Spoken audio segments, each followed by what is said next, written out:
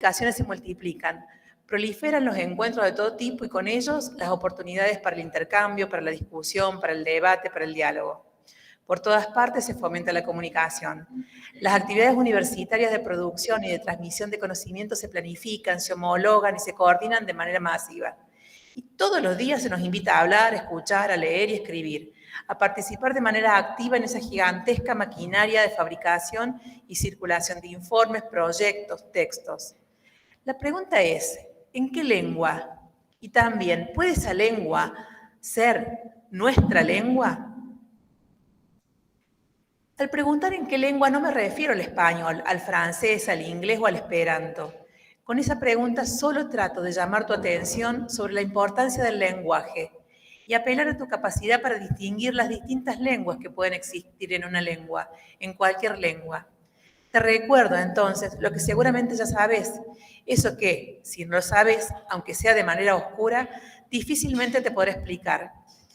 Que el lenguaje no es solo algo que tenemos, sino que es casi todo lo que somos, que determina la forma y la sustancia no solo del mundo, sino también de nosotros mismos, de nuestro pensamiento y de nuestra experiencia, que no pensamos desde nuestra genialidad, sino desde nuestras palabras, que vivimos según la lengua que nos hace, de la que estamos hechos, y ahí el problema.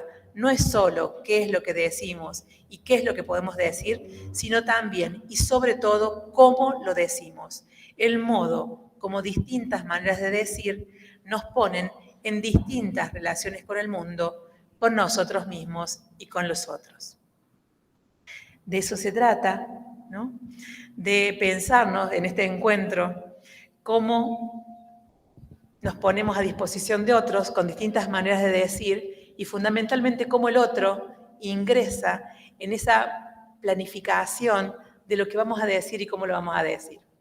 Para ayudarnos a entrar en esta temática, como siempre viene haciendo, el Programa Integral de Accesibilidad se acerca de mano de Ana Giovanetti, ¿sí?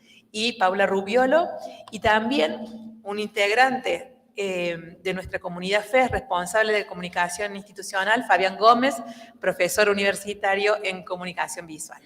Los dejo del otro lado también con ellos. Bueno, hola a los que están acá y a los que están allá, a todos. Bueno, desde el programa de accesibilidad para nosotros es parte de nuestro trabajo compartir un poco algunas pistas o algunas ideas en torno a la accesibilidad, porque bueno, trabajamos justamente para poder compartir dentro de la UPC aquellos criterios que nos van a permitir hacer de nuestros espacios más accesibles. Bueno, lo que hoy traemos para compartir con ustedes, ¿vos lo vas a proyectar? Básicamente es el por qué pensar criterios de accesibilidad para estas jornadas de prácticas que las convocan ustedes. Lo que nosotros queríamos traer inicialmente era un poquito la reflexión de por qué la accesibilidad. Por supuesto, agradecer a la Secretaría Académica que nos convoca y contar eso, que es un trabajo que organizamos compartidamente miembros del equipo de accesibilidad junto con Fabi, que él está trabajando en comunicación en la FES, pero es súper interesado en la accesibilidad, entonces siempre que trabajamos en pos de pensar en contextos accesibles y que tenga que ver con la comunicación, trabajamos juntos y eso está buenísimo, que es que cada vez más personas y todos nos sintamos como interpelados y convocados a trabajar en pos de la accesibilidad o sintiendo que no es nada demasiado complicado, sino que tiene que ver con esa disponibilidad de la que nos habla Scliar cuando decimos, bueno, estar disponibles para que todos puedan participar, para que todos puedan acceder a la información. De eso se trata el desafío de este ratito que vamos a compartir, generando algunas pautas súper concretas de accesibilidad que tienen que ver específicamente con lo que ustedes tienen que proponer en la jornada de práctica. Pasamos a la siguiente. Solo hacer el contexto muy macro de todo esto que tiene que ver con que la accesibilidad no se relaciona con que seamos buenas personas o que tengamos muchas ganas de hacer algo en pos de otro, sino que la accesibilidad es una cuestión de derechos y así lo marca la Convención Internacional sobre los Derechos de las Personas con Discapacidad, que en su artículo 9 habla específicamente de la accesibilidad y justamente habla de esto, ¿no? De que los Estados partes y nosotros como universidad provincial pública tenemos la obligación de adoptar medidas pertinentes para asegurar el acceso de las personas con discapacidad en igualdad de condiciones que las demás a diferentes entornos, información, comunicación y demás. Y entonces justamente lo que vamos a tratar de compartir ahora son algunas pautas, ideas, consejos o como quieran llamarlo, recetitas sencillas de aplicar para justamente hacer de la comunicación una comunicación accesible. ¿Sí? Así que bueno, les invitamos, les agradecemos por estar y ojalá sirva. Y esto tiene la intención de ser como el primer puntapié. Por supuesto, después quedará abierto a un material de consulta bien cortito que armamos para que ustedes también puedan tenerlo ahí a mano. Y bueno, y estamos por supuesto desde el programa y súper abiertos a que cualquier consulta, duda o lo que les parezca que es necesario reforzar o indagar porque no quedó demasiado claro, para que ustedes se puedan acercar cada vez que lo necesiten. Paso la posta a mi compa, Ana. Sí, queda como gran hermano. Sí, bueno, ¿Esto va acá? amiga. Da como una presión extra. Bueno, ¿cómo andan? Un poco siguiendo lo que nos venía diciendo Pauli, yo les voy a, conjunto con Fabi, le vamos a hablar un poco, vamos a centralizarnos en lo que son la generación de estos recursos que ustedes tendrán que hacer para la jornada de práctica, ya sea lo que elijan o lo que les corresponda por la carrera o no sé cómo lo definen a eso, pero vamos a hablar sobre los Word, los pósters y algunas cuestiones creo que nuevas que van a implementar este año como mural interactivo, bueno, esas cuestiones. Así que vamos a arrancar, yo veo otra cosa acá, con el Word accesible. Estos, por ejemplo, bueno, sobre todo lo van a usar la gente que escriba ponencias, pero también para escribir guiones o textos planos, que ya vamos a ver después para que van incrustados en el QR, digamos, para hacer otra medida de accesibilidad, de apoyo. El Word accesible, digamos, en realidad todos saben usar Word o el Docs de Drive, ¿no es cierto? Tienen algunas cuestiones que podemos configurar de antemano para asegurarnos, digamos, que vamos a crear un archivo que cumpla con los criterios de accesibilidad. Entonces, ¿querés pasar la siguiente?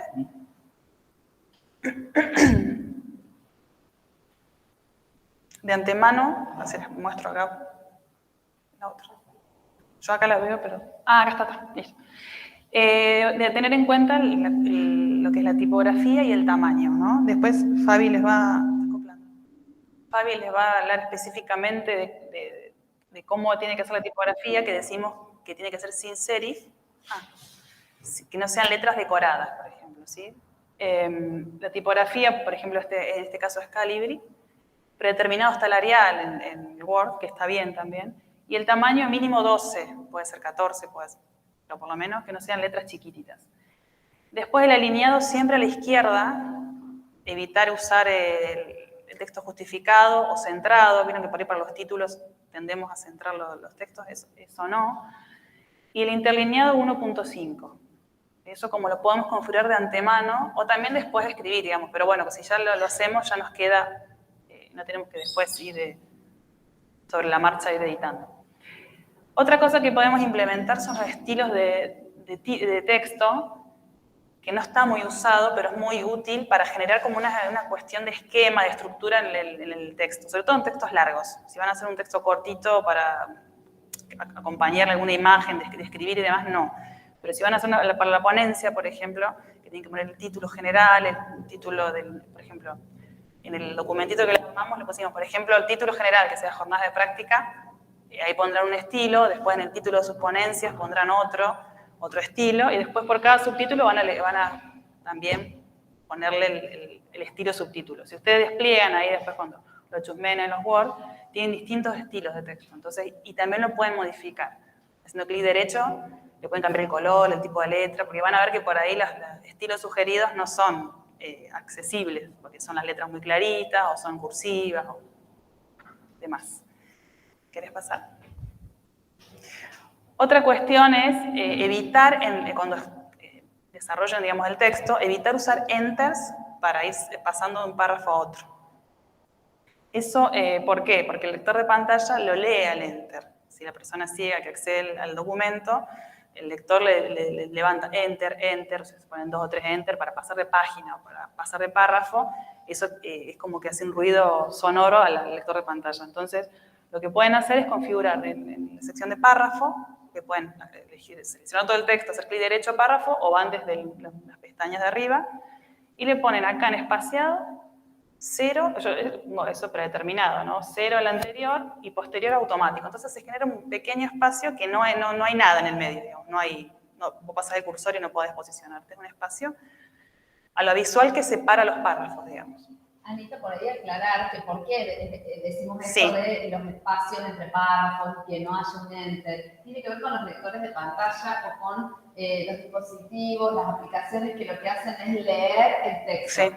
Por ejemplo, por una persona ciega, ¿sí? O por un usuario de lector de pantalla que pueden hacer una ciega. En ese caso, en general, si uno deja el enter, el lector de pantalla pasa y queda ahí y dice espacio, espacio, espacio. Claro. ¿Entienden? Entonces es absolutamente incómodo y poco operativo para una persona que esté usando un lector de pantalla o una aplicación de lector de voz. Lo mismo si tabulamos, de que por ahí usamos el tab para posicionar el cursor en el medio, también eso genera algún ruido, digo auditivo, porque cuando lo levanta el lector va a decir, no sé, espacio, espacio, espacio, enter, enter, enter, y se pierde como el hilo y la coherencia del texto.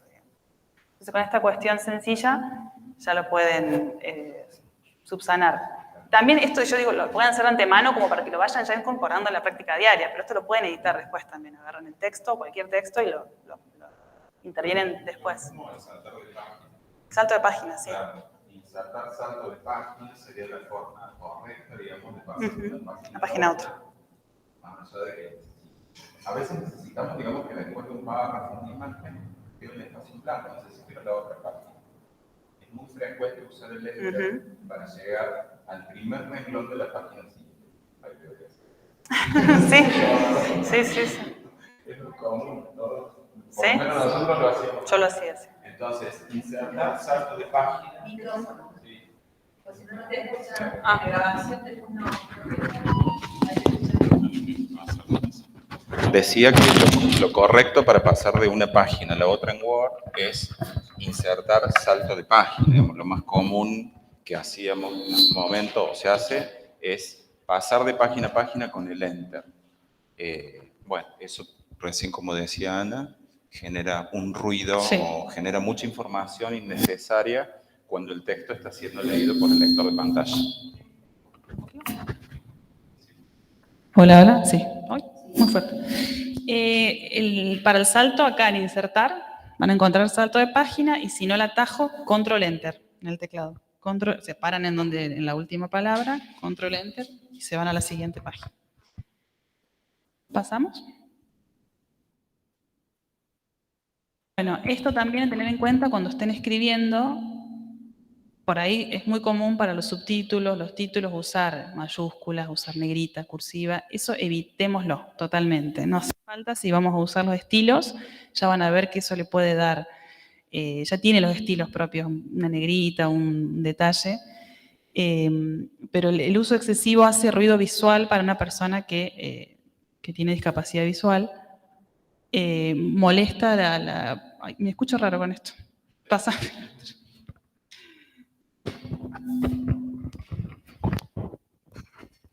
Molesta el continuado, digamos, satura a la vista, digamos. Y lo mismo pasa con la mayúscula sostenida.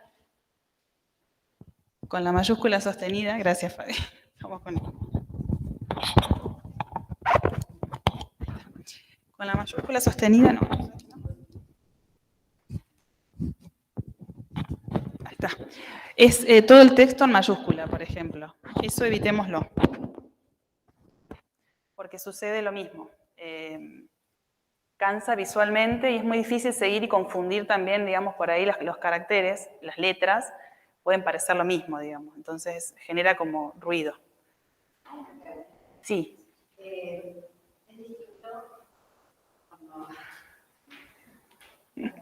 Van a sentir lo mismo que yo.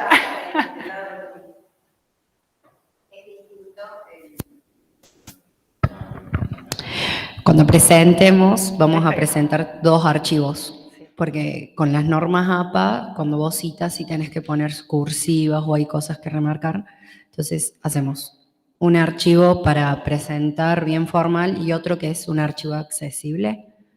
Sí, son Puede 2. ser, si les exigen estos criterios formales, lo que pueden hacer es hacer una versión de texto plano, que sería, digamos, con todo este criterio de accesibilidad, y se puede enlazar en el mismo documento, el documento de Drive, por ejemplo, o hacer un QR, pero para un archivo por ahí no te conviene el QR. Para eso, si lo hacen en Drive, le ponen abajo versión accesible y le ponen el link en el mismo documento de la ponencia, por ejemplo. Sí. Lo que hay que revisar es cuándo es excesivo, porque a lo mejor solamente el nombre de la obra no es un uso excesivo. Digamos, mientras no aparezca reiteradas veces a lo largo del texto, en las 5.000 palabras que sean, ¿no? En 3.000 palabras que sean, hay, ¿no? Eso creo que lo podemos ir regulando. Que no sean oraciones largas, claro. Por ahí 2 o 3 palabras puede ser, pero si podemos evitarlo, mejor.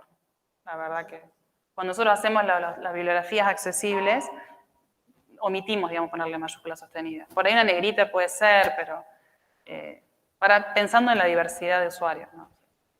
Sí, de todos modos, Como siempre decimos, la accesibilidad tiene, sí está raro esto, características que se adecúan a las necesidades también de cada usuario. O sea, se piensa en criterios de accesibilidad, pero por ejemplo, cuando nosotros trabajamos con personas que tienen alguna discapacidad cognitiva, el usar la mayúscula sostenida es una herramienta re interesante, porque es la primera forma en la que uno aprende a leer, con la mayúscula sostenida.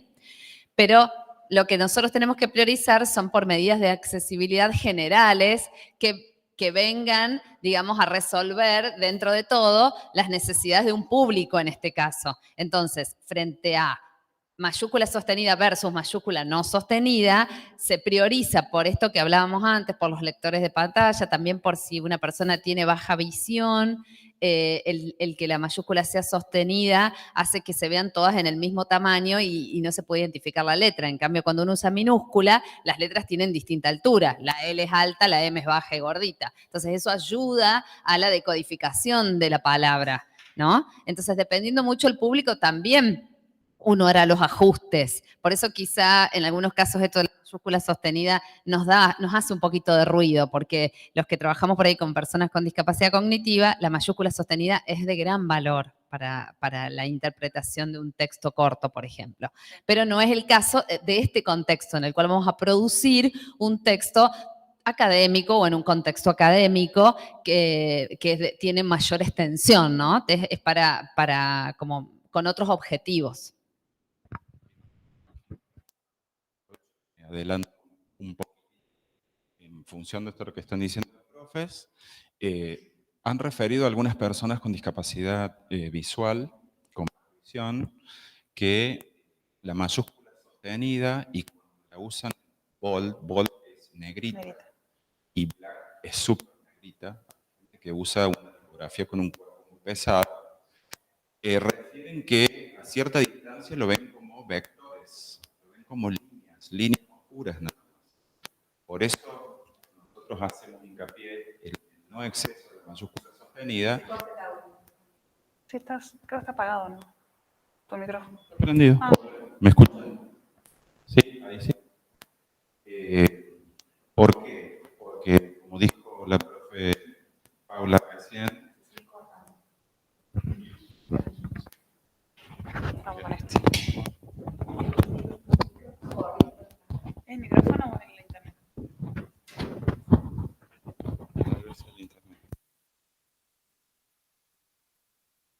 ¿ahí se escucha? Sí.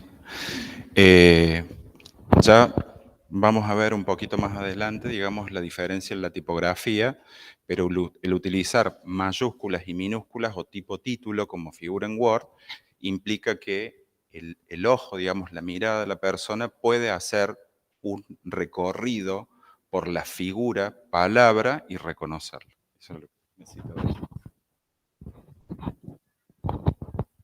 Incluso cuando decimos el texto alineado a la izquierda también, digamos, que se usa mucho el texto justificado, sobre todo en textos académicos, lo que hace justificado, vieron que para completar el cuadrante, la estructura del texto justificado, es como que deja espacios.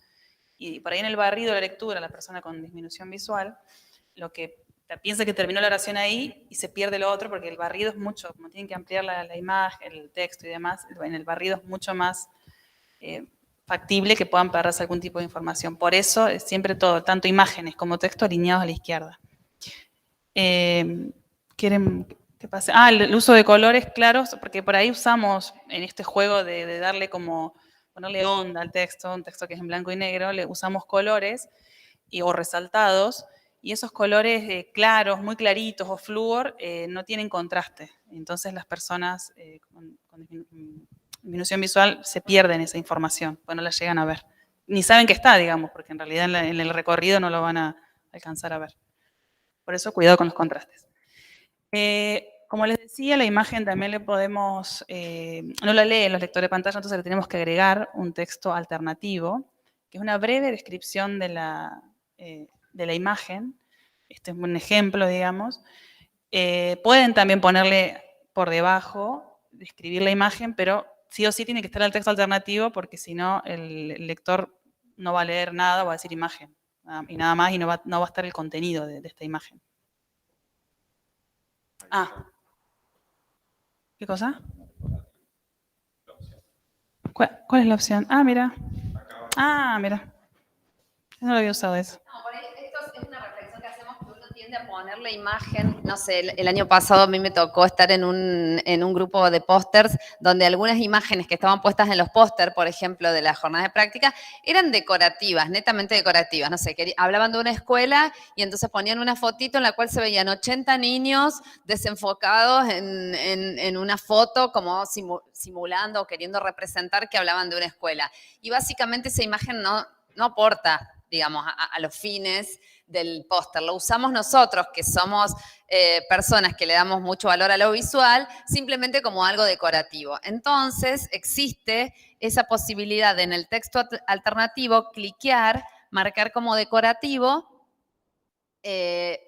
como dándole ese valor a la imagen que se le está poniendo. Distinto es cuando ponemos una imagen que, no sé, representa algo importante de lo cual el texto después desarrolla, ¿no? No sé, por ejemplo, si estuviéramos hablando de la accesibilidad y cómo fueron evolucionando los logos y queremos poner esa imagen para justamente representar lo que estamos diciendo, ahí sí es importante colocarle el texto alternativo, porque si no, es una imagen que nos sirve a la información que queremos dar.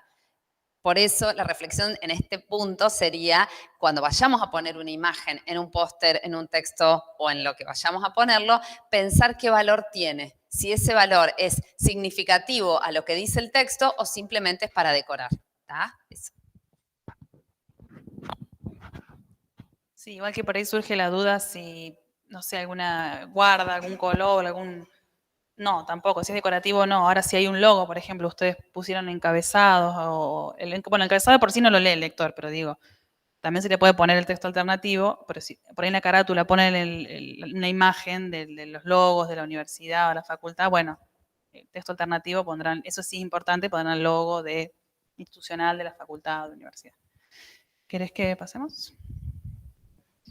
Bueno, dejando de lado el Word, ¿alguna otra duda sobre el Word? ¿Hay alguna pregunta en el Meet? ¿No hay preguntas? Bueno, pasamos a los póster entonces. ¿Quieres seguir vos? ¿O querés decir algo? No, ese es el póster del programa, pero ya lo vamos a ir analizando. Sí.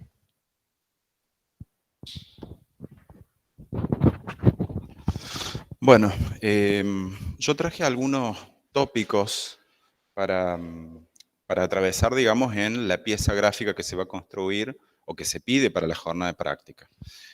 Antes que todo tengo que aclarar que, por un lado, podríamos hablar de diseño y estaríamos mucho tiempo, ¿ah? Porque la carrera es larga, particularmente. El diseño es proyecto, hay que pensar muchas cosas para llegar a un diseño, para piezas comunicacionales o de diseño que funcionen. El diseño tiene que funcionar. En ese sentido, yo les aclaro que lo que se exige para la jornada de práctica es que ustedes construyan una pieza gráfica, ¿ah? Para diferenciarla de diseño, ¿ah? No van a tener que diseñar, sino que van a tener que pensar una pieza gráfica. Que eso también creo que la noticia que les estoy dando, que les alivian un poco el trabajo. Si ustedes quisieran, podrían trabajar, por ejemplo, interdisciplinariamente con profesionales del diseño, con estudiantes de la Facultad de Arte y Diseño, y trabajar en un diseño, ¿ah? Que es distinto a la construcción de la pieza gráfica. Hay mucho prejuicio con las plataformas que se usan por ahí. Se dice que Illustrator es la joya del Nilo del diseño, ¿ah? Porque es el software que más herramientas tiene o más profesional es, pero hay personas que han hecho piezas gráficas muy bien resueltas en Canva, un software en línea que se ha convertido como el enemigo de la gente que trabaja en diseño. Sí, sí, sí. Yo no estoy muy de acuerdo.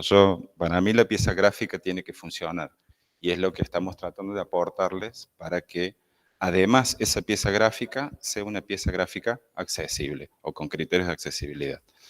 Unos tópicos que yo traje son estos que ven en pantalla: tamaño, distancia, iluminación, color, contraste y vehículo.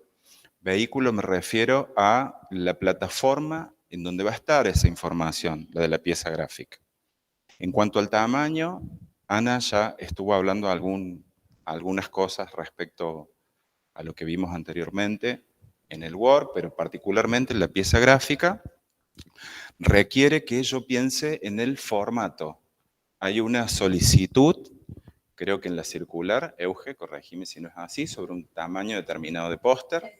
Entonces eso implica que yo piense los elementos que voy a poner en esa pieza gráfica. Necesito poner muchos elementos, pocos elementos.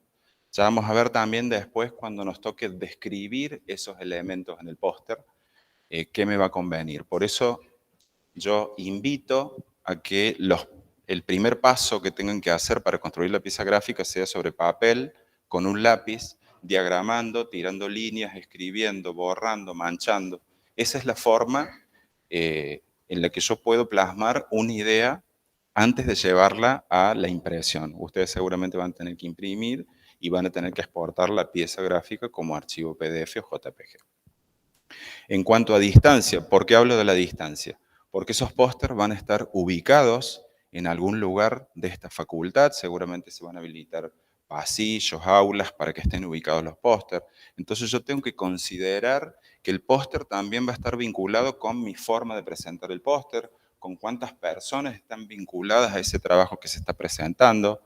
Vieron además que hay una cinta pegada en los pasillos de la FES.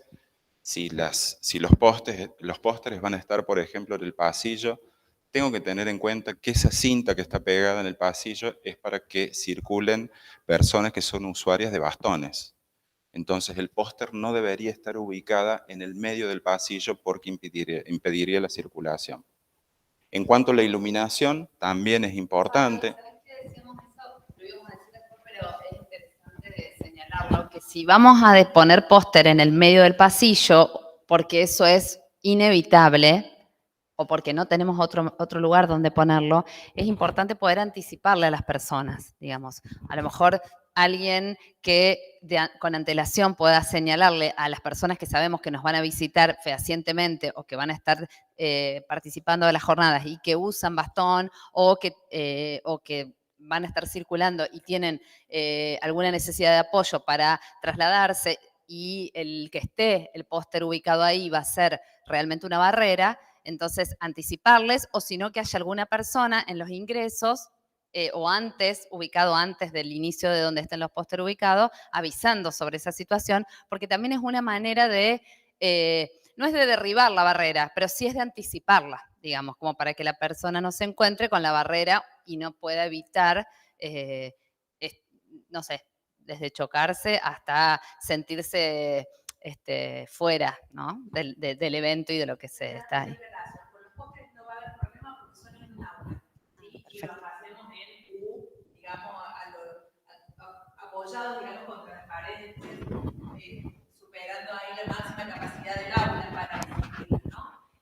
Lo que sí, donde puede haber dificultad son las intervenciones, que la práctica 2 de psicomotricidad, como la práctica 1 de psicopedagogía, va a ser intervenciones lúdico, creativas, expresivas, artísticas, corporales, un poco de todo. Entonces ahí sí tenemos que tener cuidado con el espacio y además con la cinta podotáctil, de lo poco que queda, como dice Fabián, ¿no? Porque eso es una señal que permite ubicarse en la espacialidad a quien usa bastón, ¿no? Perdón, Fabi. No, pero esto que no quiero que pase lo que dijo Euge de las intervenciones artísticas, que no lo pusimos en el Power, pero digo, también todos aquellos que hagan intervenciones artísticas, pensar también en de qué formas presentarla de distintos formatos para que sea accesible para todos. Digo, si de repente es algo táctil, bueno, podrá poner algo sonoro, se podrá poner algo auditivo, digo, visual, y así, digamos. No sé cómo será las intervenciones, pero bueno, también pensar en la variedad de la accesibilidad. Bien.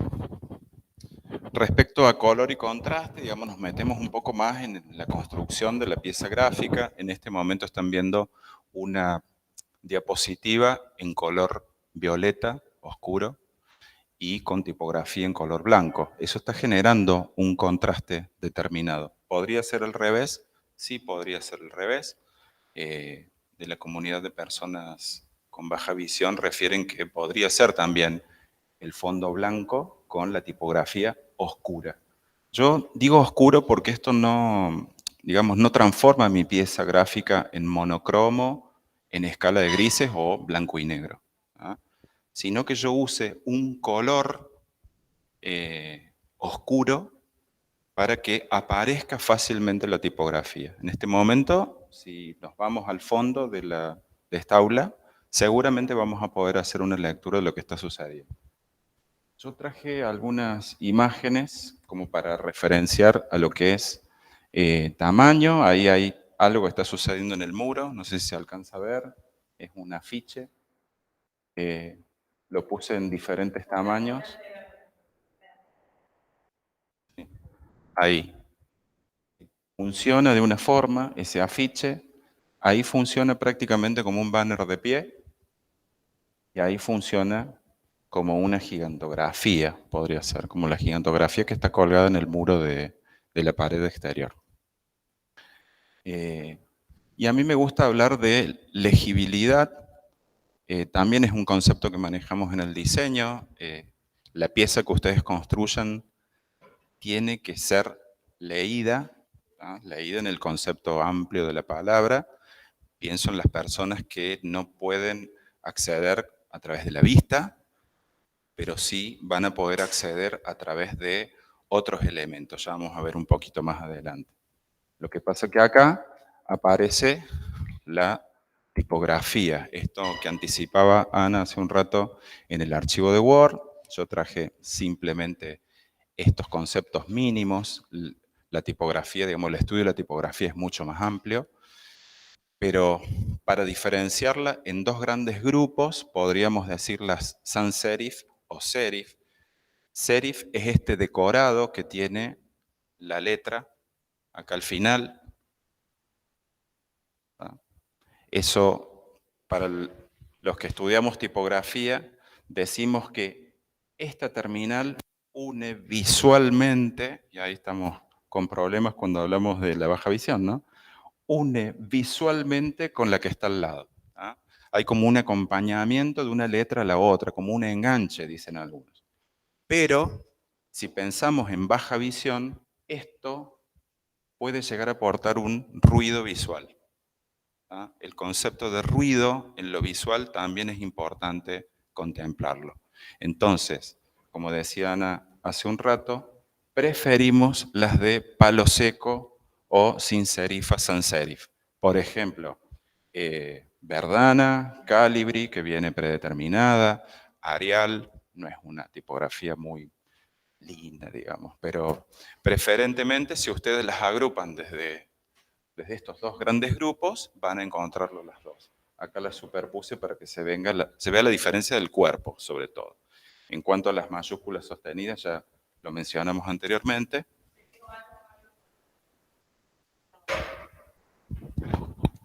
También tengan cuidado las tipografías que son sin serifa, pero son muy redondeadas. Por ejemplo, hay letras que son, bueno, tipografías, que son la A o la O parece lo mismo. Entonces también fíjense, por ejemplo, una Comic Sans, que bueno, no se usa ya, pero digo, lo que más se me ocurre es esa, que la A o la O puede pasar por cualquiera de las dos letras. Entonces la persona con disminución visual puede confundirse y no saber si se trata de una A, de una O, de una E achatada, bueno. Siempre que sean del estilo de la primera, bueno, de esa sin serifa. Claro, vuelve un segundito. En la primera, claro, la A se es A y la E, bueno, bien que se distinguen bien. Bueno, yo quería llegar acá. Traje un ejemplo. Más que todo, lo que quiero referir acá con esta placa, con este flyer, es que conversando con algunos colegas, la discusión que se teje, digamos, en el diseño es que la accesibilidad en el diseño gráfico sería como una enemiga de conceptos de belleza, conceptos de estética. Y la verdad que yo no estoy muy de acuerdo con eso. Yo creo que podemos construir piezas gráficas, en el caso de ustedes pueden construir unos póster con un orden determinado, pueden estar muy prolijos y pueden comunicar muy bien lo que ustedes necesiten. Acá en esta pieza yo les muestro que utilicé un fondo que tuve que oscurecer.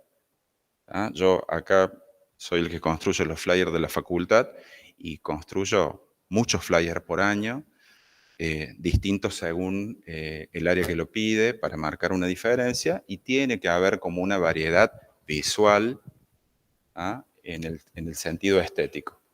Acá yo utilicé, como para que ustedes vean, toda la tipografía y los isologotipos, que es lo que se encuentra abajo, que es la identidad de la facultad, la de Secretaría de Extensión en este caso, en color blanco. Yo creo que las personas que están acá están viendo sin ninguna dificultad. Habría que preguntarle a alguna persona ciega que esté en este momento, por ejemplo, en el Meet, que no está pudiendo acceder. En ese caso, cuando se le agrega el texto a esta pieza gráfica en redes sociales o por aula virtual, le he agregado yo un enlace. ¿Ven? Ahí el que dice para acceder a la información en formatos accesibles, ingresar en el siguiente enlace. Si buscan esta cátedra en la página web, van a encontrar ese enlace con 3 archivos, que son esos 3. En donde encuentran el flyer que se puede escalar. Escalar es esto de hacer zoom, digamos, en la pantalla, tanto en la pantalla del celular como en otros dispositivos. Al lado encuentran un archivo de audio que describe ese flyer y al lado está acompañando el texto plano. El texto plano debería decir todo lo que contiene en tipografía, la pieza gráfica, y además también tiene que avisar que hay unos isologotipos, por ejemplo. Y como creo que este es el último ejemplo que traje, este flyer, que particularmente es el flyer construido para este taller, está construido sobre un fondo blanco para favorecer la legibilidad, la lectura, tiene elementos decorativos. No quiere decir que la pieza gráfica no pueda tener un decorado. Seguramente ustedes van a trabajar con fotografías, van a trabajar con algunas flechas. Hemos visto póster de otros años que tienen flechas, que tienen recuadros, Bueno, esos recuadros también se pueden pensar y esas flechas en función de que la flecha o el recuadro debería ser, por ejemplo, en un color oscuro sobre un fondo blanco o viceversa. También tengo que tener en cuenta, y acá les traje la descripción del flyer, que seguramente después Ana o Paula van a ampliar esto. Esta es la descripción de este flyer. Yo lo voy a leer para que si hay una persona que no pudo acceder al flyer en el Meet, por ejemplo, o acá una persona que ciega o con baja visión, este flyer, esta descripción dice: imagen en formato cuadrado construida en fondo blanco con rectángulo de fotografía desenfocada en colores azul y gris, ubicada en la parte superior, y frases decorativas escritas en tipografía tipo garabato, que es todo lo que se ve en el fondo, que refieren al número 9, porque está ahí, y a la 9ª jornada de intercambios de práctica. Hizo logotipos de la Facultad de Educación y Salud Dr. Domingo Cabret y de la Universidad Provincial de Córdoba. Todos los datos de la leyenda se encuentran consignados en el texto principal, fin de la descripción, porque este flyer viene acompañado con un texto que es el texto que está puesto en redes sociales y seguramente lo habrán visto el fin de semana en aula virtual. ¿Por qué nos parece? ¿Puede incorporarse textura en los póster? Por ejemplo, el código QR. Sí, ahí lo vamos a mencionar en un rato. Esto está más adelante en las diapos, ¿no? Sí. Bien. ¿Por qué quería hacer hincapié en la descripción del flyer? La otra vez estuvimos charlando con el programa de accesibilidad sobre si había que poner toda la información que estaba en la pieza gráfica o no. Si yo incluyo muchas imágenes de fondo, por ejemplo. Esa descripción, referían ustedes, que suele ser también un ruido auditivo para quien tiene que escuchar toda la descripción. Entonces, la descripción de la pieza gráfica tiene que ser escueta, tiene que tener, si yo la voy a describir a la pieza, y como dijo recién Paula, dijo, si lo que está en el fondo realmente tiene significado para la información, yo lo describo. Si no, puedo decir que es un fondo decorativo de esta información, nada más. ¿Ah? En este caso, a mí me parecía describir lo de la jornada de práctica porque estamos preanunciando que viene la 9ª jornada de intercambio de práctica en esta facultad. Entonces me parecía importante. La versión anterior de este flyer, que fue el que deseché, tenía más información y cuando yo la tuve que describir, yo hago el ejercicio, ¿no? De decirme a mí mismo qué estoy mirando para que la persona que no puede ver se contacte con mi pieza gráfica. Me parecía, la descripción era eterna. ¿Ah? La descripción de la pieza gráfica se comía a la información principal. Y acá un par de recomendaciones. Les recomiendo esta cátedra abierta que está en el canal de YouTube de la FES o de la UPC, en donde fue invitado Matías Sánchez Caballero, una persona con baja visión que la verdad que a mí me enriqueció mucho en lo que yo venía observando. Sigo observando en el diseño cuáles son las barreras que tenemos desde la disciplina. Les recomiendo eso y les recomiendo la página de Ready, donde si ustedes van al menú publicaciones y libros, van a encontrar un cuento que se llama El sándwich de René, que está editado en 4 formatos. En texto plano, que es lo que vimos hace un rato, está en texto con diseño, dicen ellos, ¿no? Que es lo visual, lo que las personas que podemos acceder visualmente. Hay un archivo de audio que lo describe, que es muy interesante que lo escuchen para ver cómo se describe esa pieza gráfica. Y ahora han incluido un video con lengua de señas argentina. Así que como ejercicio invito a que entren a la página y se contacten con ellos.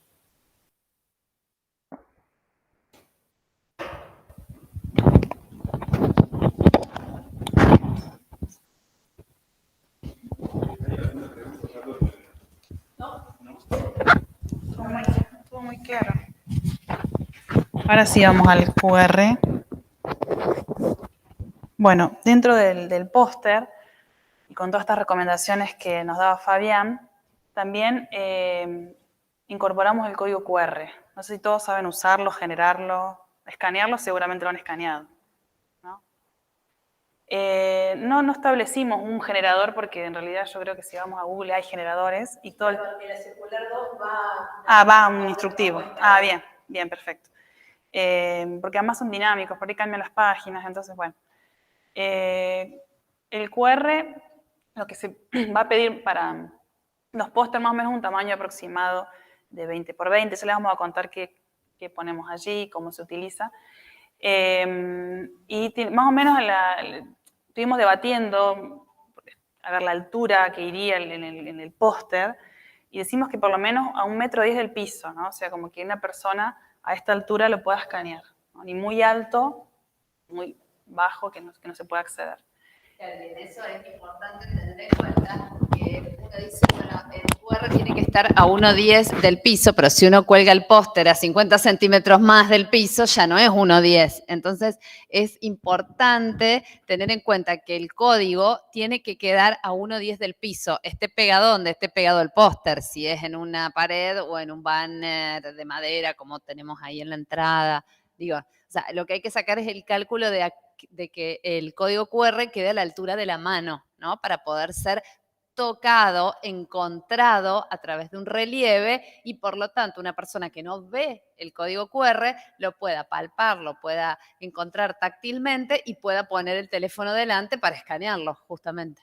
Y la altura pensada para personas de pantalla. Exacto, también. Así es. Más o menos estuve googleando cuánto medían los paneles, más o menos, dicen que 2 metros y algo, 2,20 metros, bueno, si se ponen de arriba quedaría como en la mitad, así que estaríamos en la altura, tendría que ser de la mitad del póster para abajo. Así le puse yo en el Word. Digamos, más o menos del centro del póster hacia abajo. Eso, ahí lo vayan bien. Sí. Lo poníamos en la izquierda Claro. superior para que estuviera, digamos, estable en todos los pósteres, Sí. los pósteres se encontraran en el mismo lugar. Sí. Ahora, Capaz que en una esquina inferior o en el medio, bueno. Y no, porque no puede quedar abajo de todo porque entonces la persona se tiene que tirar al piso para poder escanear el código. Entonces, por eso es que sugerimos justamente que el código QR esté a 1,10 del piso y eso daría más o menos la mitad del póster. Por acá. Entonces, ese puede ser un criterio. Bien. Lo que preguntaban en el Meet, el relieve táctil, para poder, digamos, alguna forma se puede hacer, ponerle algún contorno del QR, vienen planchas de plastificado frío en que se venden en las librerías, ¿no?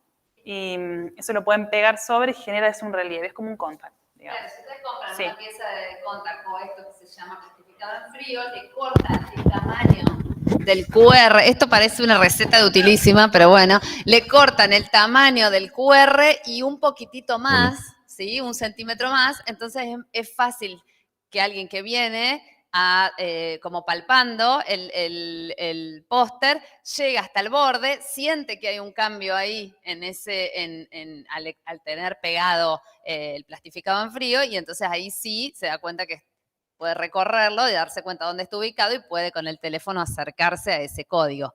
Esa es una opción. También otra opción puede ser hacerle un recuadro con alguna textura, como si fuera una lanita o un hilo. Pero esto, el plastificado en frío, es lo que recomendamos porque queda visualmente, no cambia el póster porque es transparente y sí al tacto tiene la posibilidad de identificarse.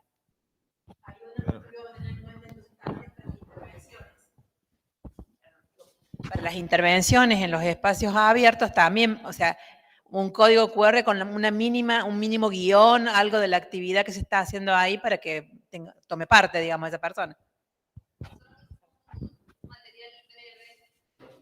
Perdón, qué lío esto.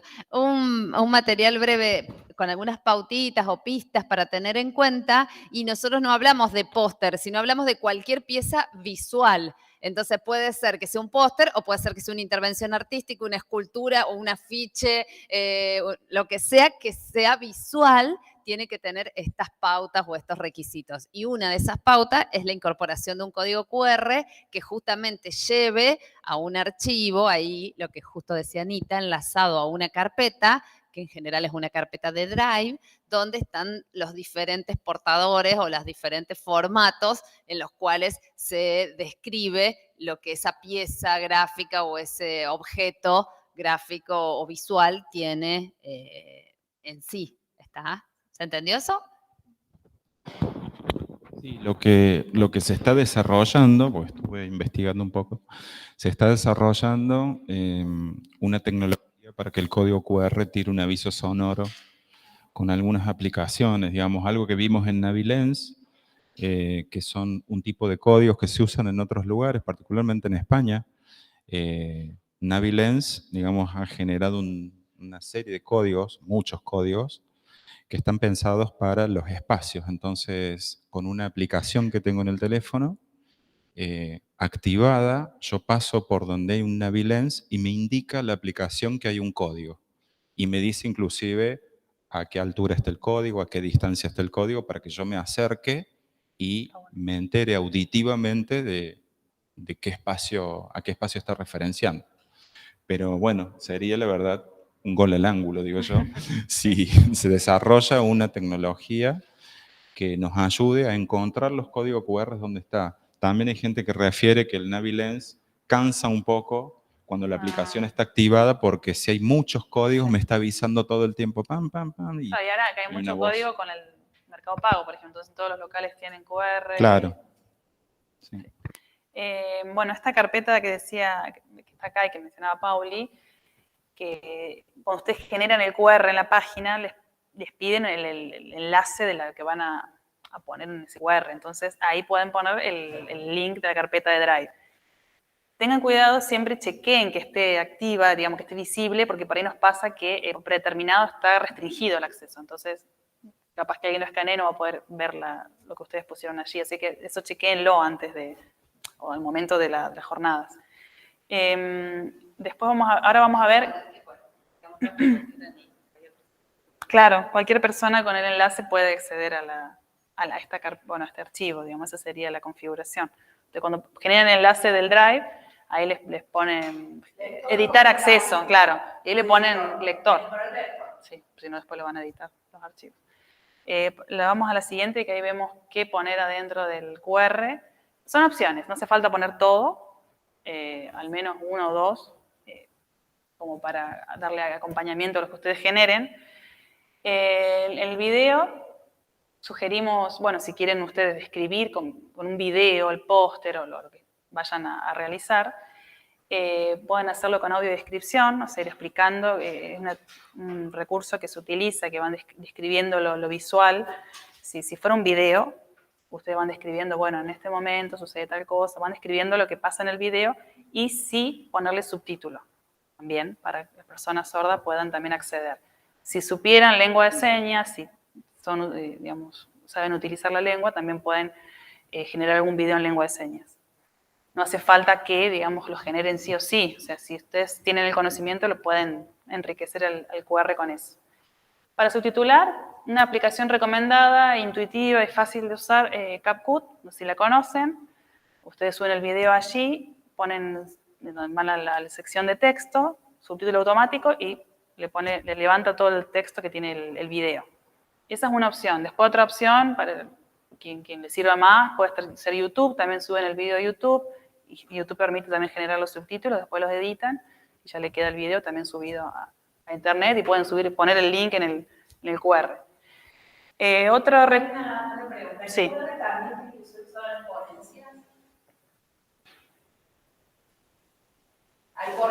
Sí.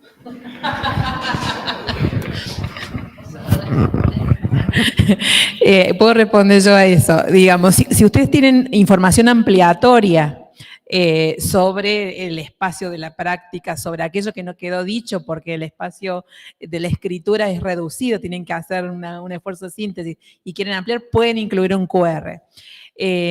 Lo importante es que, digamos, eso ustedes piensen que tienen como un doble lugar de enunciación. Por un lado, la propia jornada, y algunas van a ser expuestas, comentadas, pero todas quedan en el micrositio. Entonces también tienen que pensar ahí, sobre todo ahí, las cuestiones de accesibilidad, porque no van a estar ustedes comunicando nada que aclare a los presentes.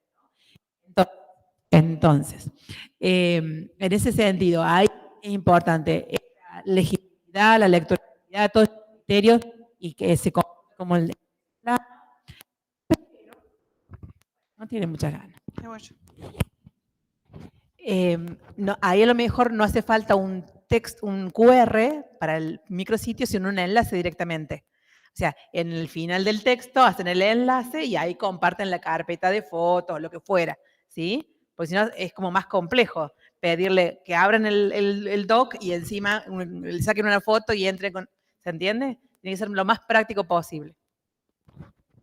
Sí, además que van a ser, eso va a estar todo subido digitalmente, entonces no va a haber forma de, a no ser que haya una guía de dónde está el QR, no va a haber forma de poder palparlo como si en el póster, digamos. Entonces, como me habían preguntado también eso las chicas, creo, un enlace.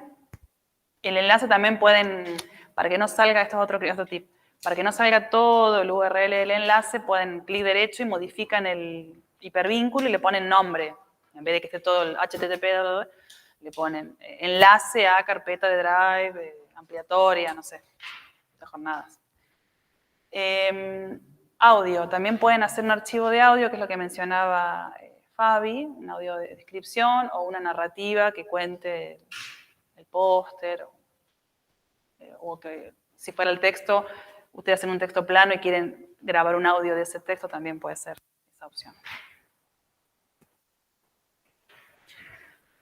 Bueno, texto plano, que tiene los criterios de accesibilidad del documento de Word. Y si fuera también acá una imagen, lo mismo, todo, nomás que ponemos ese archivito, si ustedes escriben el póster, bueno, todo lo que sería el contenido, sin lo que es el fondo y las cosas de diseño, digamos, el texto, a no ser que haya una imagen, como decían antes, que sea relevante, que acompañe la información, también puede ir esa imagen con el texto alternativo. O sea, como para clarificar un poco la idea, cuando ustedes enlazan el QR que crearon a una carpeta de Drive a la que le ponen que cualquier persona con el enlace puede ingresar, adentro de esa carpeta es fundamental para que tenga criterios de accesibilidad que al menos tenga el texto plano, es decir, un texto creado en Word con los criterios que hablamos al inicio de esta charla. ¿Sí? Con el título, subtítulo, con el interlineado, con la letra sin serifa, con el tamaño, digo, para hacer como un resumen de lo que venimos hablando hasta acá. Y después, si pueden y tienen el tiempo y la disposición, lo ideal, lo esperable, sería que además le podamos leer ese texto plano en un audio y poner adentro de la carpeta no solo el texto plano, sino también el audio. Y si queremos seguir enriqueciendo nuestra producción y tenemos la disponibilidad para hacerlo, podría ser un video que interprete en lengua de señas lo que dice el texto plano, ¿está? Y si queremos seguir enriqueciendo todavía, podríamos pensar en cómo hacer ese texto en lectura fácil, que es un concepto que implica poder hacerlo en oraciones cortas, con un solo verbo, sin rebusque, digamos, en la escritura, sino una oración sencilla que represente lo que dice a lo mejor un párrafo de ese texto y a lo mejor apoyarlo con un pictograma, es decir, con una imagen icónica que representa lo que queremos decir en ese texto. De modo que una persona que no pueda leer el texto o pueda acceder a la información general de ese texto a través de 2 o 3 imágenes pictóricas. Entonces ahí estaríamos abarcando a una variabilidad de público que quiere acceder a la información. No es solo para personas que no acceden visualmente o auditivamente, sino también estamos llegando a un público que a lo mejor cognitivamente tiene algunas dificultades para comprender el texto, ¿sí? O por diferentes razones necesita leerlo de una manera más sencilla. Por eso se habla de lectura fácil. Y si queremos seguir enriqueciendo, se iban. Pueden hacer un video con los pictogramas, digo, también, porque por ahí la lectura termina siendo también dificultoso. Entonces pueden hacer un video con los pictogramas, esa lectura fácil, a la vez guión, pueden ir relatándola y subtitulan y bueno, queda todo. Un montón, sí. A ver. Ahí voy. Sí. No sé si tal vez me adelanto, pero también lo que mencionamos el otro día en reunión, imaginamos cuando ustedes tengan que presentar el póster. Hay un momento de la presentación del póster. Entonces, por lo general, cuentan lo que ha sucedido en el transcurso del trabajo, cómo se desarrolló el trabajo para llegar a esa producción. Pero no acostumbramos a describir oralmente lo que dice nuestra pieza gráfica. Entonces, si por ejemplo se presentó el póster del grupo determinado a las 11 de la mañana, el día de la jornada, va a suceder en ese momento durante 10, 15 minutos. ¿Ah? Si hay una persona ciega, ¿ah? Pongo el ejemplo de una persona ciega, que no sabe lo que está pasando en la pieza gráfica, es necesario que se describa. ¿Ah? Lo que se observa en el póster es esta pieza construida, como yo más o menos les mostré hace un rato, ¿no? Es una pieza en formato vertical de 1,90, así que quisiéramos decir todo, ¿no? Toda la medida. De 1,90 para que la persona más o menos sepa que la proporción con su cuerpo es tal. Está construida sobre un fondo blanco, la tipografía está configurada en color azul, están los isologotipos de la facultad y de la universidad. Bueno, nos parecía importante aclarar esto. Esa misma descripción debería estar en el QR, como dijeron las profes, para que cuando ustedes ya no estén para la presentación, la persona que llega escanee el código y se entera también de lo que sucedió de las 11 a las 11:15, que fue la presentación. Bien. Seguimos. Bueno, y esto es supuestamente nuevo, sí que también es como que dijimos, pautamos algunas cuestiones a tener en cuenta porque no sabemos cómo va a ser, ni cómo está planteado, ni si va a ser en vivo, si va a ser, lo van a traer ya hecho, así que bueno, más o menos, sea como sea, para que tengan en cuenta algunos tips, si quieres pasar. Calculamos que, bueno, que ese formato de armar como una línea de secuencial de ideas y demás, como si fuera un mapa mental, con flechas, imágenes y demás, bueno, tener en cuenta siempre describir, como decimos, describir si hay algo visual, describir los elementos e imágenes que se están por presentar, ir anticipando. Bueno, acá sale una flecha de esta idea, tal idea, acompañada con esta imagen, y bueno, y después desarrollan la idea, digamos, ¿no? Y que tenga esta narrativa una secuencialidad, digamos, que no se disperse la información, porque si no es muy difícil como seguir la coherencia de la idea, ¿no es cierto? Eso vale para cualquier exposición. Sí. Ese criterio, también como voy relatando el póster, también como voy presentando la ponencia.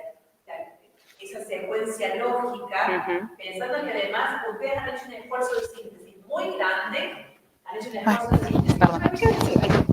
un esfuerzo de síntesis muy grande, y ustedes dan por supuesto un montón de información que sus escuchas, ¿no? Su auditorio, y después sus lectores no pueden restituir esa información. Entonces hay que tener ojo con eso.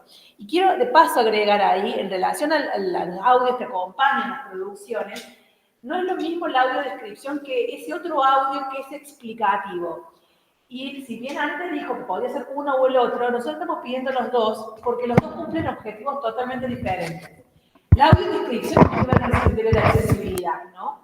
Pero el otro tiene que ver con restituir digamos, lo que yo voy a decir al lado de mi póster, lo que le voy a decir a mi auditorio, que eso esté ahí en ese audio para quien lo va a ver después y no quede como una placa con 3, 4 ideas, que es realmente vuelvo a esto, un esfuerzo de síntesis muy grande, pero que el otro difícilmente puede comprender la riqueza que tuvo mi práctica con esas pocas ideas porque encima no me escuchó. ¿Sí? Entonces, ese audio explicativo también tendría que tener en cuenta esto que está presentando, ¿no? Y un poco lo del mural interactivo, lo que están queriendo hacer, esto es la práctica 1 de psicomotricidad, es contar un poco el proceso de construcción de las ideas en la práctica 1. ¿Sí? Pero, bueno. ¿Funciona? El proceso de construcción de las ideas en la práctica 1, haciendo foco en los conceptos, pero en esta narrativa de cómo fue su proceso de ingreso a la idea, al campo de la práctica 1 en psicomotricidad. ¿Sí? Un poco esto. Va a haber gráfico, va a haber palabras, pero es, como ellas dicen, es nuevo para todas, digamos, el formato. Totalmente. Bueno, después evitar, si bien entendemos que van acompañados con imágenes y elementos paratextuales, flechas, líneas, bueno, evitar que sea excesivo eso, porque por ahí confunde, por ahí hace un ruido en la comprensión, por ahí son cosas muy abstractas y irrumpen la síntesis y la comprensión de lo que se está transmitiendo.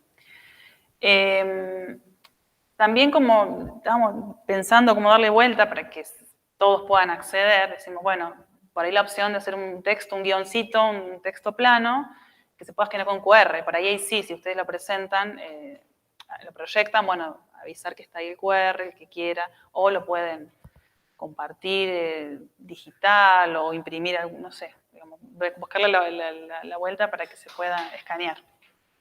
Sí, lo que hablábamos o decíamos cuando pensábamos justamente en esta herramienta del storytelling es que, digamos, la síntesis que genera el que lo está realizando, al armarlo, quizá no es la misma lógica para todos. Por lo tanto, que haya un texto que amplíe esa lógica de lo que se está construyendo es interesante para cualquiera. No tiene que ver con la accesibilidad, sino tiene que ver con que quizá lo que para mí es importante y la lógica que yo le pongo a la realización de ese mapa o de ese texto en forma de historieta o de ese formato, no es exactamente el que va a tener otro que lo está mirando, ¿no? Porque es como cuando uno hace un resumen o un mapa conceptual, cada uno le pone los elementos que considera tienen el valor, digamos, de importancia. Entonces, también eso, ¿no? El hacer un texto, hablábamos con Ana cuando nos referíamos a esta estrategia, era poder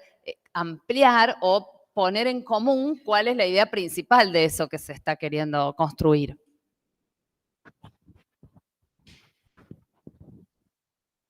Sí, agrego yo que lo que hace storytelling es casualmente armar una pieza gráfica. Es un armado de pieza gráfica en tiempo real.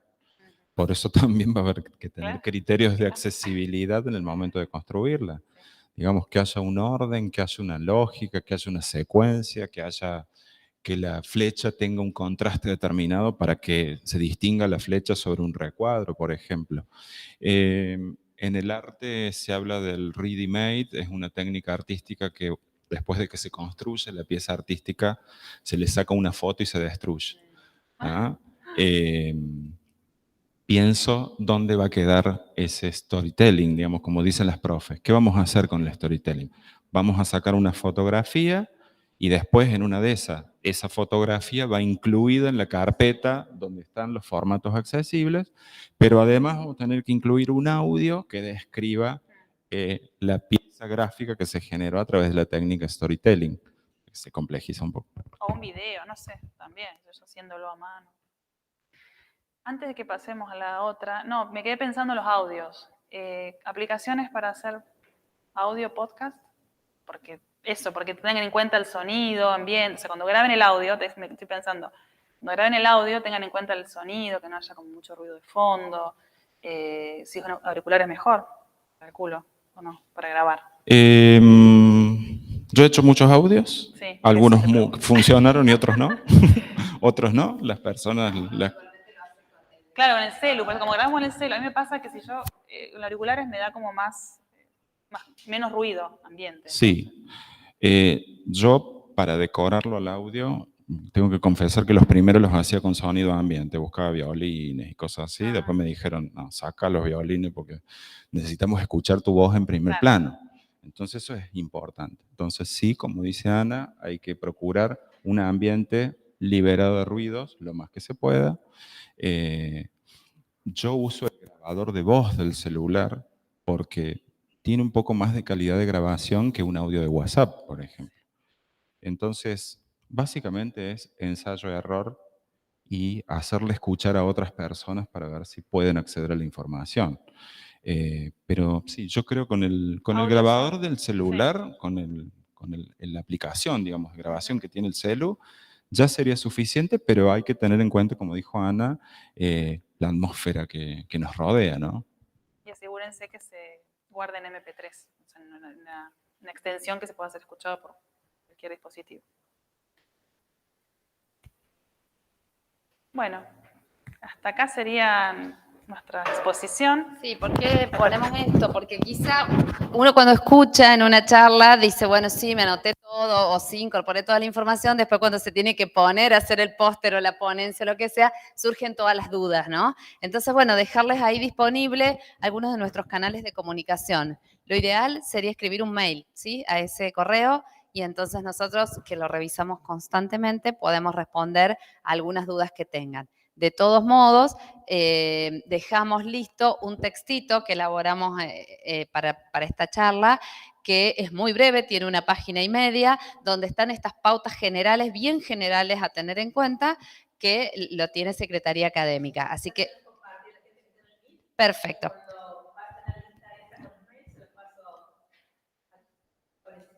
Por eso, si leyendo eso más lo que recuperen de esta charla o de esta grabación les termina resultando insuficiente o se genera alguna duda, siempre es preferible preguntar para poder optimizar eso que hagamos y pensarlo desde los criterios accesibles. Así que bueno, los invitamos ahí, los convidamos a que nos contacten y también puede ser a que ingresen al Instagram, que es un medio también a través del cual uno va como difundiendo no solo criterios de accesibilidad, sino otras cuestiones que tienen que ver o que hacen a esto de convivir entre todos, ¿no?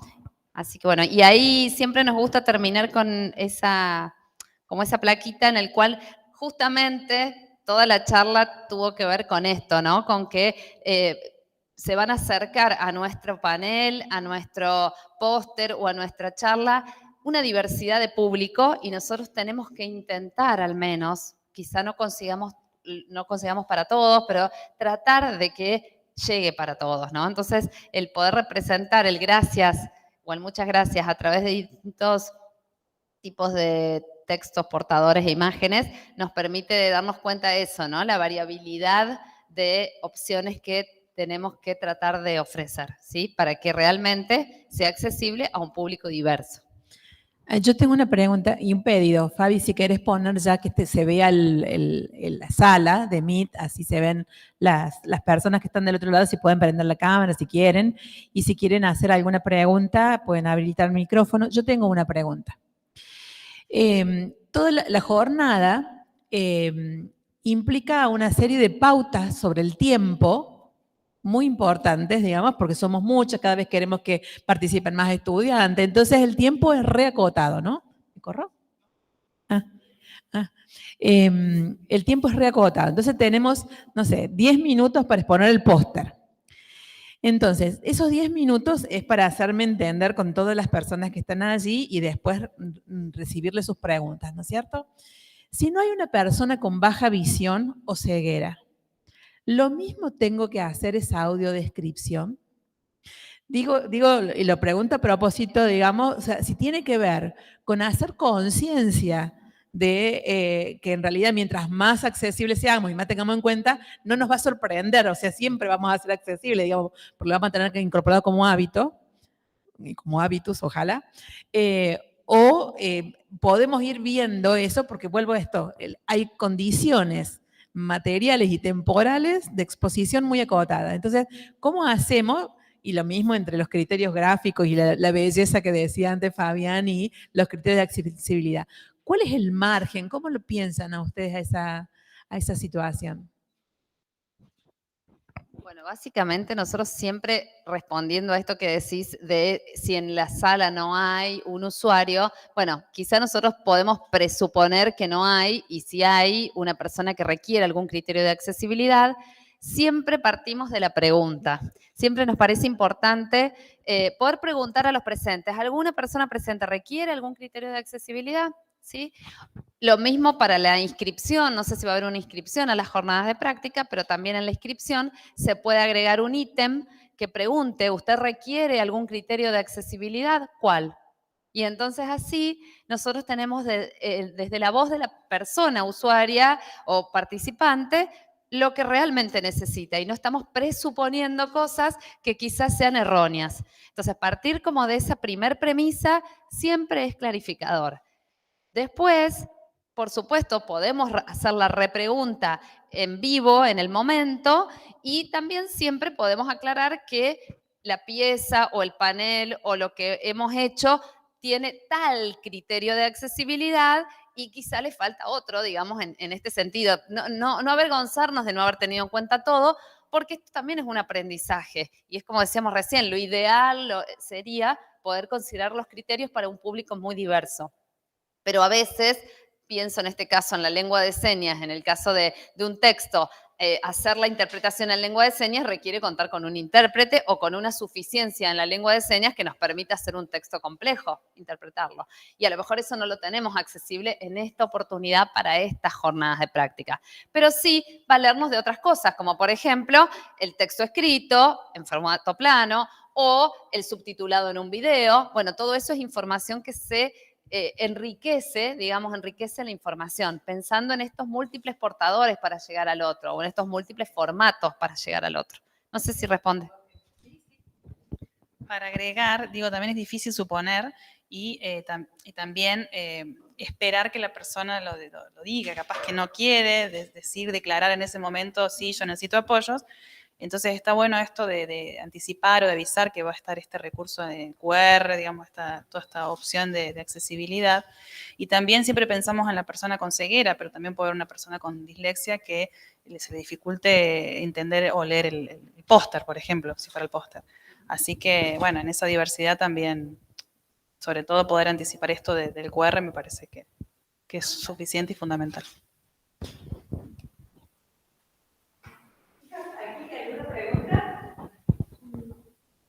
¿Quieren contar qué es lo que van a producir ustedes en sus prácticas? O porque tenemos prácticas de investigación también, de extensión, así que prácticas profesionalizantes, a ver si hay alguna cosa de los textos puntuales que van a producir ustedes. La mayoría somos compañeras de práctica de vamos a hacer ponencias. Por favor, a ver, que la mayoría que estamos acá justo somos compañeras de práctica 3 y vamos a hacer ponencias. Psicomotricidad. Entonces, ahí las cuestiones de la oralidad va a ser importante, la presentación, ¿no? Y la escritura y el resultado. O sea, eso es fundamental, que si va a ser una ponencia oral dada en ese momento, sí o sí esté el enlace con el texto plano, digamos, para que quede no solo lo ampliatorio, como decía Uge, que puede aumentar la información que ustedes comparten en la ponencia, sino sí o sí otro formato que pueda ser leído, digamos, o pueda ser levantado por un lector, digamos, de las dos maneras. ¿Sí? De todos modos, ahí que en el documento, cuando accedan al documento este que hicimos con las pistas o bueno, las sugerencias, que tampoco como cuando accedan van a ver que no están acabadas, no son las únicas, pueden surgir otras, puede que a ustedes les surjan otros recursos que también son válidos. También hay como unas pistas para tener en cuenta en la exposición oral. No las pusimos acá, pero digo, bueno, que generalmente están organizadas, bien pautadas las mesas, pero bueno, básico, o sea, lo primordial, no pisarse cuando habla, respetar los turnos del habla, por ejemplo, esas cuestiones, porque por ahí pasa que queremos aportar una idea y terminamos hablando 2 o 3 personas juntas y eso puede también generar dificultades. ¿Quedó claro? ¿Les resultó novedoso en el sentido de alguna cosa que ustedes tenían idea, pero no terminaban como de pensar bien qué implicaba esto? O sea, pensarlo también para que sirva para el resto que por ahí va a ver el video después, no en este momento, sino cuando quede disponible, como para ver si alguna otra cosa puede ayudar a otro a pensar algún otro aspecto, ¿no? No sé si... o estamos.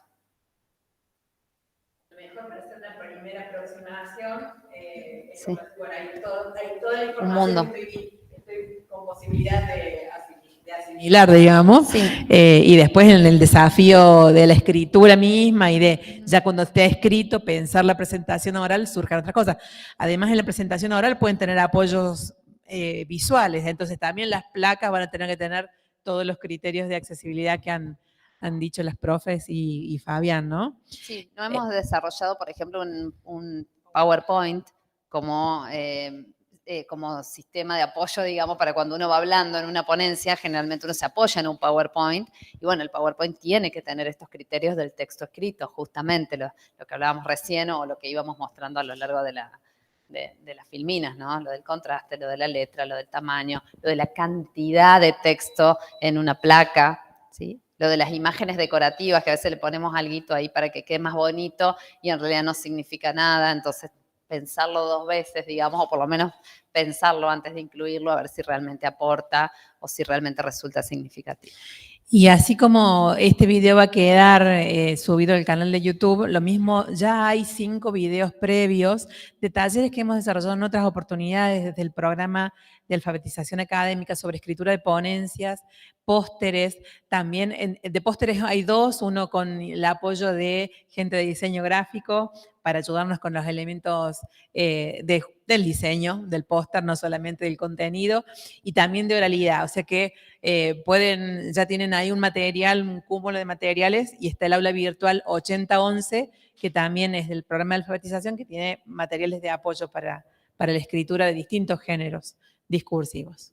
Para sumar en cuanto al PowerPoint, que decía Pauli, digo también tener en cuenta que cuando expongamos, digamos, no nos enloquezcamos tampoco, no es que hay que escribir todo, porque si no tienen 10, 15, no sé cuándo tienen tiempo para exponer y si piensan, uy, tengo que escribir todo esto, no pongo, entonces pueden anticipar. Vamos a presentar un PowerPoint que va a ser de apoyo a lo que vamos a decir y si hay alguna imagen puntual, como decíamos antes, que acompaña el contenido y que sí realmente ustedes necesitan hacer foco en esa imagen, un gráfico, bueno, ahí sí lo describen.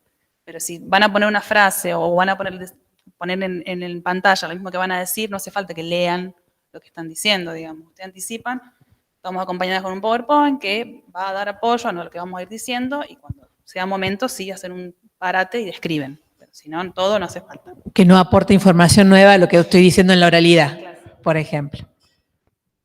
Así es. Bueno, agradecerles a todas a las chicas que han estado acá presentes, atentas. Esperamos que lo que pudimos conversar hoy se refleje en las producciones, ¿no? Eso sería como el cierre de este taller. El taller culmina cuando estemos en las jornadas de práctica y veamos que están las producciones ahí accesibles. Eso va a ser, creo, enriquecedor para todos. Así que, qué bueno. Un mínimo comentario, no se asusten con la pieza gráfica, consulte todo lo que necesiten, yo también estoy a disposición a través del programa en este caso, ¿no? Ellas seguramente me van a derivar algún correo en donde haya alguna duda referida a la construcción de la pieza gráfica. Lo que a mí me ha puesto muy contento que año a año vemos más criterios de accesibilidad en las producciones, así que eso me parece que está bueno. Vamos a ir ajustando. También hay que tener en cuenta que la tecnología está aportando muchas herramientas nuevas. No viene el caso, digamos, pero somos usuarios de redes sociales. Yo uso mucho Instagram y Facebook por la facultad y ya hay herramientas de accesibilidad incrustadas en esas plataformas, así que creo que está bueno. Vamos a llegar a un momento que va a estar tan naturalizado que no vamos a tener que estar aclarando algo o extendiéndonos con cosas extra, ¿no? Muchas gracias. Julia, Lidia, Laura, y se tuvieron que retirar, estuvo Ana Chapero y la profe Elena Sarmiento también del otro lado. Muchas gracias. Si pueden llenar las que están del otro lado del formulario para que nos quede el enlace a su correo y les mandamos los materiales. Y además ahí les mandamos la playlist de los talleres previos, estos que decíamos de ponencias y pósteres y demás. Bueno, muchas gracias, chicas, ¿no? Profes. Gracias, Fabi. Gracias a Ramiro también. Se incorpora Ramiro a la técnica.